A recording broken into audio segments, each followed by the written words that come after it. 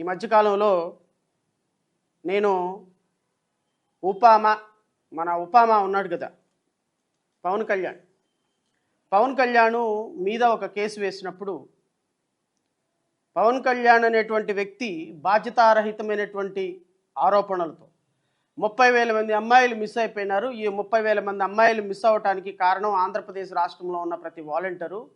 ఈ వాలంటీరు ఈ 30,000 మంది అమ్మాయిలను వ్యభిచార గృహాలకి సప్లై చేస్తున్నారు అని చెప్పి అది కేంద్ర నిఘా వర్గాలు నాకు అని చెప్పినప్పుడు, అదే నేనే ఉప ముఖ్యమంత్రిని అయితే ఆ 30,000 మంది అమ్మాయిల్ని 10 నిమిషాల్లో ఇక్కడ తీసుకొచ్చి కూర్చోబెట్టేవాడిని, డీజీపీతో మీటింగ్లు పెట్టేవాడిని, మానిటరింగ్ చేసేవాడిని. నాకు అధికారం ఇచ్చి చూస్తే ఆడపిల్లల్ని రక్షిస్తానని చెప్పినటువంటి ఉప ముఖ్యమంత్రి అధికారం వచ్చిన తర్వాత ఎక్కడికి పారిపోయాడో ఎవరికి తెలియదు. మరి 30,000 మంది అమ్మాయిలు మిస్ అయినటువంటి అమ్మాయిల్ని ఎంతమంది అమ్మాయిల్ని తీసుకొచ్చి తల్లిదండ్రులకు అప్పగిచ్చాడు ఎవరికి తెలియదు. సో ఖచ్చితంగా ఆయన ఉప ముఖ్యమంత్రి అయ్యాడు కాబట్టి ఖచ్చితంగా నేను ప్రశ్నిస్తా. ఖచ్చితంగా మీరు చెప్పినటువంటి మాట నిలబెట్టుకోలేదు కాబట్టి రాజకీయ పార్టీగా ప్రశ్నిస్తాం.